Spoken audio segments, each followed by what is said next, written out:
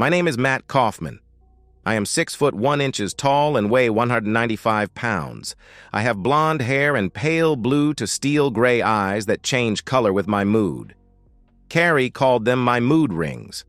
I am 45 now, but when I discovered her cheating, I was 41 and a highly successful stock trader. I also write fiction novels, mostly Western post-Civil War shoot-'em-ups. I had a high 7-figure yearly income and thought I was in a perfect marriage. My wife Carrie was 39 and a successful real estate broker. We had been married for 15 years and have 2 kids. Kathy was 12 and Jerry was 10. We lived, and I and the kids still live in an upscale gated community on Reed's Lake in East Grand Rapids, MI. That is an expensive suburb of Grand Rapids. As I said, I was and still am a highly successful stock trader. I have a surprisingly good ability to pick stocks that have a short-term gain. I am right about 35% of the time. I started with penny stocks and found out that it was a head rush to take a stock whose price could be less than $5 and watch it explode upward in price. When you were buying at that price, even one winner out of 4 was profitable. I was much better than that. Just one example. I bought 500 shares of a small pharmaceutical company that discovered a possible breakthrough cancer drug. I paid $2.45 per share for a total investment of a little over $1,200, and the company was bought out by one of the big pharma corporations at $52 a share. I held it for an additional year, and the stock split 3-for-1 at $52.37 a share. I sold out and made a profit of over $77,000. Not all of the stocks did that well, but I made profits of over $5,000 on most of the successful stocks I traded. I seldom held a stock for more than 18 months, but I held most for 6 months minimum for tax reasons. My writing had started to be very profitable also. I was offered big bucks for the movie rights to 3 of my novels. I would get the money even if the movies were never made. The contract was for an 8-year period. I had enlisted in the Army after high school and was medically discharged after 15 months of a 4-year enlistment. I was a training accident statistic. I lost my left leg below the knee in training when a new recruit driving a Humvee plowed into the training company I was in as we were marching to a training class. I was lucky 3 of the company died, and 2 more were paralyzed from the waist down. The rehab was well over a year long. One bad or touchy thing is, I am very sensitive about being called or classed a cripple. After I finished my rehab, I took my disability pension and my GI Bill benefits and enrolled in college. I didn't have a clear goal, but I wanted to learn. I discovered that I loved the intricacies of the stock market and of writing. My degree major turned out to be finance with a minor in creative writing. I did not wish to stay in the dorms, so I bought a nice 3-bedroom house just off campus. It was priced right, as it was in a changing neighborhood that was undergoing gentrification. I figured to live in it until I graduated and then sell it. I figured that even if I only got 90% back, it would be cheaper than the dorm costs or renting a house or apartment. When I sold it, I broke even, and a nice young couple with a new baby had a good, inexpensive home. I met Carrie Nation Darwin, named that by her mother, who was a staunch member of the WCTU when we were seniors in college. I was taking an elective in real estate sales, and she was in the class to finish her major requirements for a degree in real estate management. She sat next to me on the first day of the class, and after we introduced ourselves and talked some, we decided to create a study group to work together in the class. We posted a notice on the Study Group Wanted board, and when we finally pulled it down, we had a group that, besides the 2 of us, included 3 men and 2 women. We met 2 nights a week at my house. The women were serious, and 2 of the men were too. One man, Gary Radabow, was of the opinion that the rest of us should do the work and give him the notes. He also decided that all 3 of the ladies, and they were ladies, were conquest material. He lasted about 2 weeks before he got slapped by Carrie for putting his hand on her crotch when she was sitting next to him. I ordered him out of my house and told him he was not welcome here again. He did not take it well and threatened to beat the cripple with his fake leg. About a week before midterms, The group and I were walking out of class when someone called my name. I turned and was hit in the face by something heavy. I was down and out for the count. I woke up in a hospital room. Carrie was in the chair in my room. She looked like she hadn't slept or changed clothes since the class.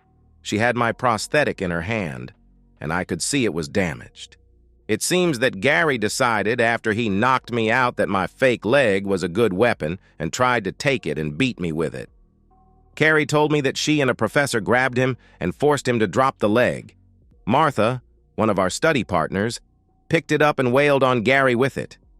It turned out I had a broken cheekbone and additionally 2 broken ribs from Gary kicking me before he could be restrained.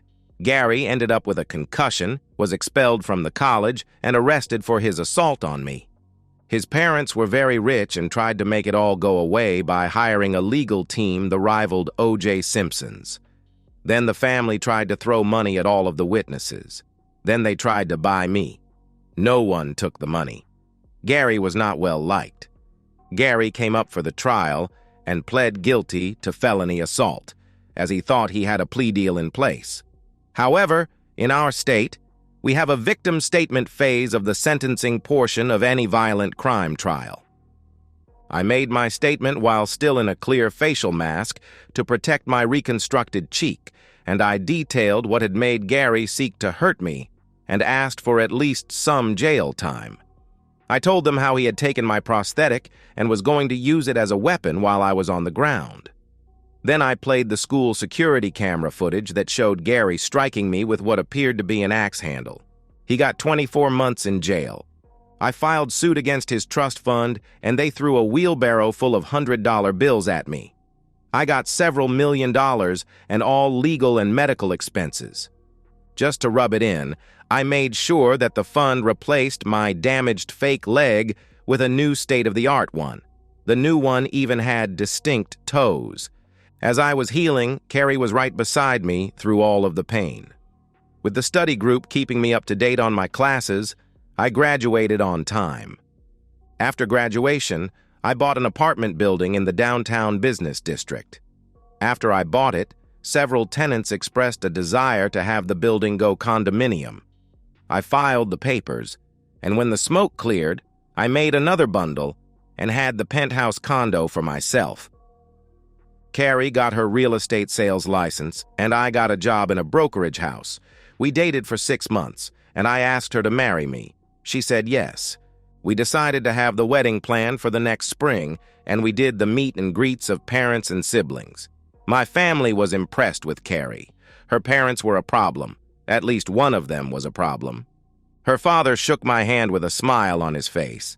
Her mother was a pinched-faced, angry woman who said that she had big plans for her daughter. She told both of us that those plans did not include being married to a cripple. Carrie did not make any protest about her calling me a cripple. I left and did not wait for her. The following weekend, Carrie came to my condo and asked me if we were still engaged. I hotly responded, "I don't know. Can you stand to be married to a cripple that you chose not to defend when your mother insulted him?" She teared up and, not saying anything, handed me the engagement ring and left. The next Monday, she was sitting in the reception area of my office when I came in. I looked at her, and because I was still hurt and angry, told the receptionist, "I am not taking any visitors or appointments today." I went into my office and closed the door. Carrie called me. I told her I thought she had made herself clear at the condo, and so we had nothing to talk about. Then I hung up the phone. When I got to my condo that evening, I could smell something cooking before I got in the door. Carrie was in the kitchen, and she was slamming pots and pans around as if she had a really good mad on. I went into my bedroom and changed clothes, took off my company leg and put on the repaired plain one. I went back out, and Carrie was sitting at the kitchen table crying. The stuff on the stove was burning, and the smoke alarm chose that moment to go off. I turned off the burners, turned on the exhaust fan, and pulled the battery out of the smoke detector. I turned as Carrie put the condo key on the kitchen table, got up, and headed for the door. I intercepted her and sat her back down at the kitchen table. You are not going anyplace until you get yourself calmed down. I am sorry for the way I was mean to you this morning at the office, and when you called me, but you never tried to defend me when your mother spouted her anger and venom. I was hurt. I was also very angry. And if your mother had been a man, I would have punched her. She sat there for a good 5 minutes, still sobbing. Finally, she said, "Matt, I was shocked and didn't say anything because I couldn't believe my mother would say that. I knew she had a rich second cousin she wanted me to marry, and I had told her I detested the slime bucket. After you left, my dad came over and slapped my mother and called her a harridan, and he packed up and left.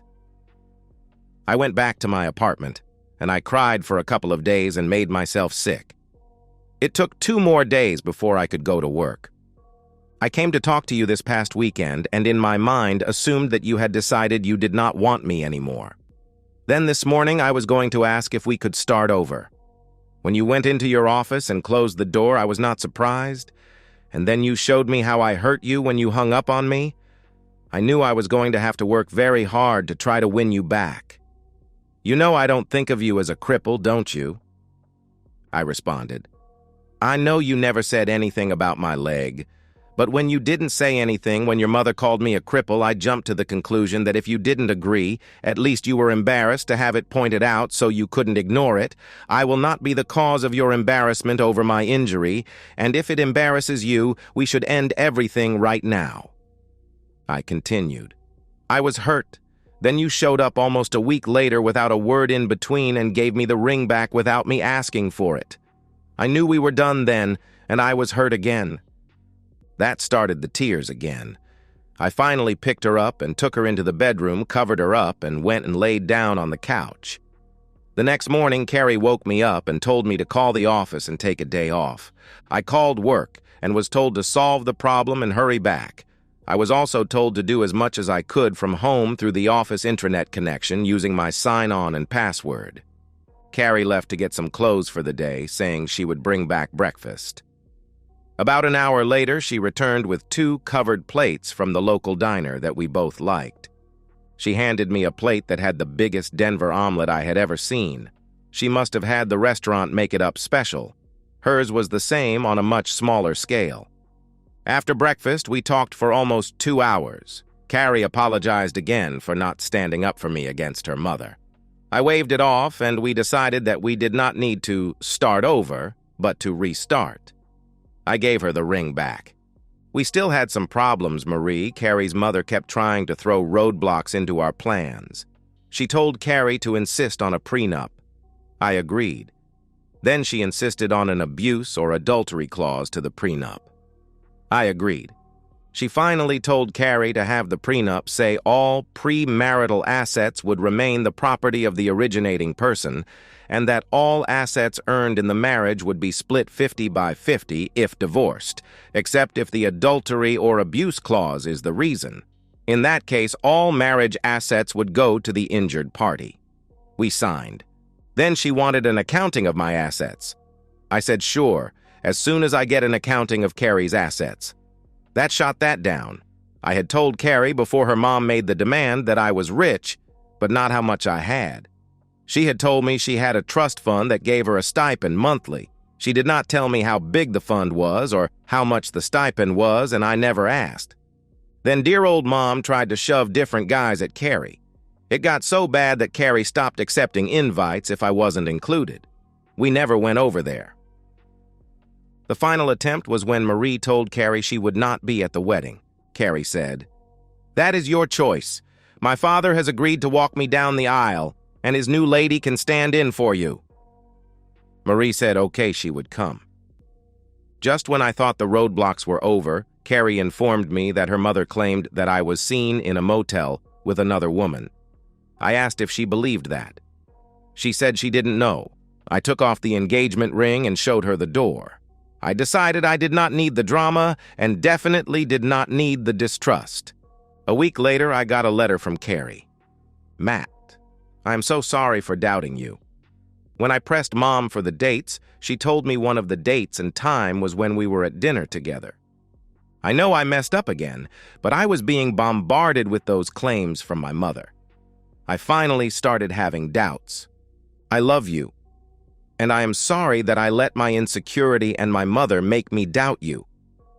If I do not hear from you, know that I know you never were a cheater or a liar. You were the best man I have ever known, even better than my own dad. Again, I am so sorry. Carrie. I read the letter and thought an appropriate response was required. I was still very angry and hurt. Miss Darwin, in case you did not understand the significance of my removing the ring I gave you, let me spell it out plainly. I will not marry someone who doesn't trust me. I will not marry someone who believes lies from somebody she knows dislikes me. I will not marry someone who would allow her future husband to be insulted. Does that make things clear?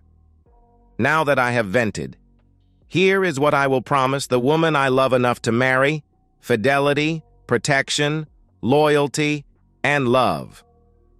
I have been exclusive with you from the first time we dated after I finished my injury regimen. I have loved you, and only you, since the second date we went on. I have made plans and promises with and to you. If you think that those things are not enough, then this is our last communication. If you can't trust me, don't contact me again. I have agreed to take another position with my firm and will be moving out of the city.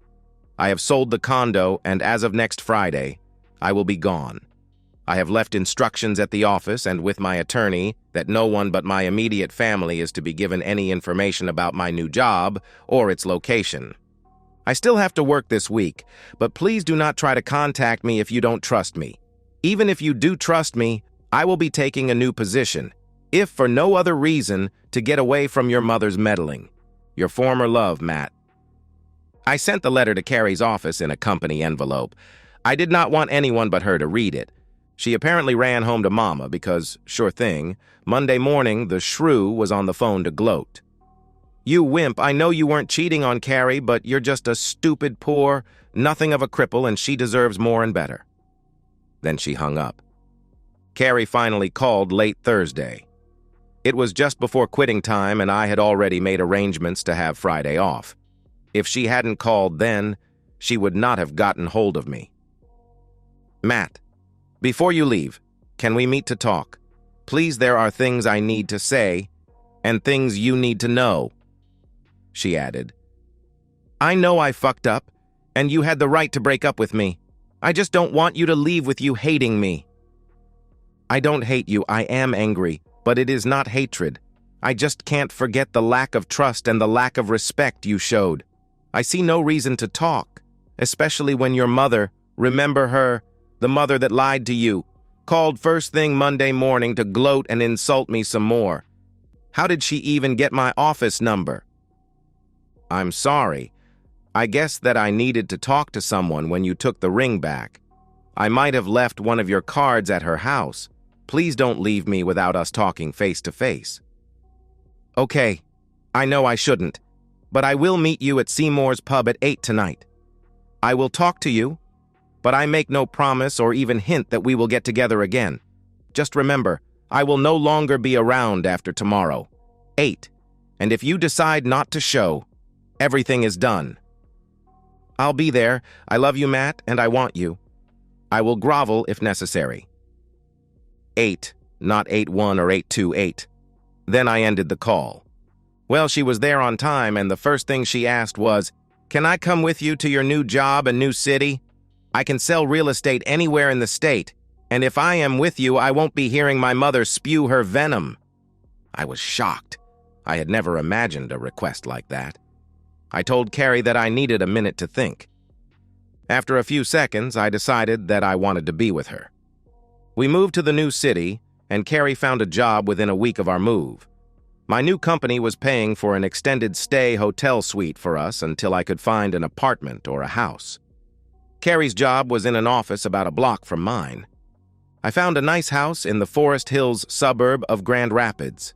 I didn't really have a reason to do it as I did, but I only put the trust fund's name on the deed and tax records.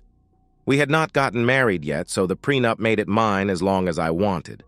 I broached an idea I had to Carrie. Let's both contribute a set amount into a household account every month, and anything above that would be the earner's mad money to do with as he or she pleased. I added, as of now, my salary and bonuses are almost twice what hers were, so for now, I will contribute 66% of the household account. If kids come along, I will contribute 100% while you are not working, but taking care of the kids. She thought that that was a great idea. So we set it up to start. She would put $3,000 per month, and I would put $6,000 in. That amount ensured that we would be building a decent nest egg for future house maintenance. We decided to go ahead and get married in Grand Rapids. Carrie's dad, his new girlfriend, and my family were the only guests. Carrie's mom was pissed to the point of vowing to never speak to us again. Or I should say I never did speak to her again. It turns out Carrie did. We honeymooned in Honolulu. We spent 2 days on the beach and the rest of a 3-week trip exploring the sights and the other islands. We spent a whole day just walking the forest in the nature preserve. We explored the open to the public areas of Mauna Loa volcano. Then we toured the remains of the leper colony that we were allowed into. It was a glorious start to our life. Life was great. Carrie was moved from mundane cold traffic to the exclusive section of the real estate firm. We had Kathy, and Carrie took 4 months off and arranged for a live-in nanny. We then had Kenny and moved to the house in East Grand Rapids. We survived the normal kid traumas and their pushing of the boundaries we set for them. Childhood diseases and scrapes and sprains were lived through. The school was a fight for only the first week or so. Then the kids decided that learning stuff was fun. About 6 months after our 13th anniversary, Carrie started to question any time I was out of the house. I had quit working in the brokerage and just used them for my trades. I spent my time writing. I had more than 30 novels and anthologies published, and had 4 or 5 ready to go to the proofreader. The only time I was out of the house was when I was in New York, to talk to my publisher, or in Chicago, to talk to my business manager about my contract renewals or movie rights. I was getting the mama's meddling vibe from Carrie, and I called her out on it. She admitted that she had reconciled with her mother but had not gone to see her as she knew I would blow up if she did. I didn't say anything. I just went into the bedroom and started moving her stuff into one of the guest rooms. She saw what I was doing and decided that discretion was the wise thing and did not say a word until I had everything moved. Then she asked why. I wondered where all of this suspicion was coming from. Has your mother told you I was cheating again like she did before we were married? Did she ever come to see her grandchildren? Did she ever realize that I could buy and sell that asshole she wanted you to marry? You know, the one you called a slime ball? Well, she didn't say anything and just started sleeping in the guest room. She never again questioned me about where I was going or who I was meeting with. It was strange, though. Shortly after that, she started telling me she was told by her boss to start showing houses on Tuesday and Friday afternoons. As an exclusive listings agent, all of her showings were by appointment only. After about 6 months of this, she slipped up. She came home one day in different clothes than she left in. I started to pay more attention. I also started to make arrangements to protect myself and my kids if she was cheating. About 3 months later, things in the home had gotten more contentious. Arguments were much more frequent and nastier. The final straw came when she said angrily, "You can't even work like a normal person. Being an author and writing fantasies for the masses to devour is perfect work for a cripple, I hope." She stopped right there, as she knew she had stepped over the line. I reached out to her and turned her toward the door and pointed. "If I am not to your liking, it is 17 steps to that door. Don't let it hit you in the ass during its closing. Call me a cripple again, and you can go home to mommy." I decided to do some investigating. About 2 weeks after the cripple comment, I decided to follow her one Tuesday. She went from lunch to a Motel 6 on the South Belt Line at 28th Street. There, she met with her mother and the slime ball. I started to follow her the next Friday, and no mama, but 2.5 hours with one of the guys from our college study group. This went on for a month. Same motel, most of the time the same room, just 4 different men, including one of my cousins, a notorious womanizer with a 3rd wife and 5 kids. I was sitting in Denny's restaurant on a Tuesday afternoon watching the Motel 6 across the parking lot. My wife's car was parked next to my cousin's. I had watched them both go in the same room an hour ago. This particular time was the 5th time that I knew of. It was also the 4th different man she had met alone in this particular motel in the last month. One of the men was her office manager, George Wilson. One of the other men was the 2nd cousin of her mother, the one she called a slimeball, who also worked in the same real estate office. The 4th was Tom Morton, one of the guys from our college real estate study group. She had even brought him to our house once, at least. Every Tuesday and Friday she was there at the motel when she supposedly was showing houses. This time, I would have a semblance of revenge. I called the prearranged number and said, "Room 107 again. Greg Kaufman is today's victim." I watched as 2 cars pulled up and a young lady got out of one of them and a photographer got out of the other. The girl knocked on the door while the photographer was taking pictures through the undraped window. The girl had her phone on so I could hear. Carrie came to the door but only showed her face while hiding behind the door. The girl was wearing a recording device. "Are you Mrs. Matt Kaufman?" "Yes, I am. How did you get this address information?" "Your husband, Mrs. Kaufman? You have been served. Is Mr. Greg Kaufman in this room with you?" "You obviously know he is," Carrie said with a snarl. Then she turned to the inside of the room. "Greg, get your ass over here and take what this child needs to give you." He came to the door. "Mr. Greg Kaufman, you have been served." Then turning back to my loving, cheating wife. "Mrs. Kaufman, a Mr. Wilson, and a Mr. Claremont from your real estate office are being served as we speak. Mr. Thomas Morton will be served as soon as we can locate him. Here is a restraining order for you. It requires you to not return to the Kaufman residence in East Grand Rapids and to maintain a minimum of 300 feet from Mr. Matt Kaufman and his children. Do you understand?" She whimpered out. "Yes, I understand. I'll bet the cripple has done something to my mother also," the girl said. "I would not know about that, but your husband did ask me to point out the window where he has been watching from." With that, she turned and pointed at me, and I waved to my soon-to-be ex. Well, things went better and worse than I thought they would. Carrie hired a shark of a lawyer, and he wanted to void the prenup, saying that the engagement and marriage that it covered had been called off. The judge did not buy it. Carrie's attorney wanted court-ordered counseling. The judge agreed, I refused, and I was jailed for 30 days before the judge gave it up as a lost cause. Carrie wanted custody, but when Kathy told the judge that several times Carrie had brought strange men to our house, the judge denied that motion. Then came the ultimate insult. Her lawyer wanted the decree to be changed to irreconcilable difference so that his client could share in the marital assets. I had my lawyer present all of the photos and reports about her cheating. The divorce was granted. Carrie did get to keep her personal savings. All other assets became mine only. She got unlimited visitation as long as a court or child service official was present, and she could not take them overnight or out of state. The guys, well, they got what they deserved. Greg was divorced, and his wife took what was left of his assets. The real estate people were all fired, divorced, and could not get a job in our area, so they moved to different states. Tom Morton was never found, and I never pursued it after the divorce. Carrie's mother was ecstatic for about 90 days. Then she found out the grandkids could not come to visit her, and I would not allow her in my house. Nobody wins in a divorce, but I got everything I expected and moved on with my life. Carrie was dutiful in her visitations until she decided to marry the slimeball. Then they moved to the West Coast, and we have not had a card letter or phone call since.